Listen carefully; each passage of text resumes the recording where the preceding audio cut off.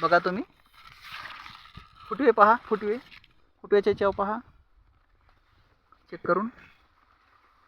कारण हे आपल्याला थांबवायचं आहे. हे पानावलं जरी नाही थांबलं तरी हरकत नाही, हे थांबलं पाहिजे.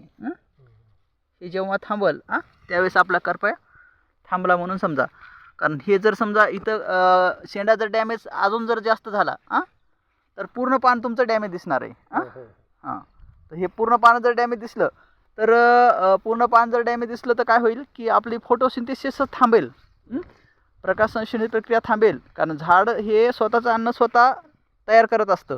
मग झाडाचं पानच जर पूर्ण डॅमेज झालं, हे पहा इथं पूर्ण झाडाचं पानच जर डॅमेज झालं तर फोटोसिंथेसिसची प्रक्रिया कशी होणार? फोटोसिंथेसिस होणार नाही. मग फोटोसिंथेसिस जर नाही झालं तर हरित लवाचं प्रमाण कमी पडेल, म्हणजे क्लोरोफिल तयारच होणार नाही. क्लोरोफिल जर तयार नाही झालं तर ग्लुकोज, फ्रुक्टोज आणि सुक्रोज हे जे न्यूट्रिशनचा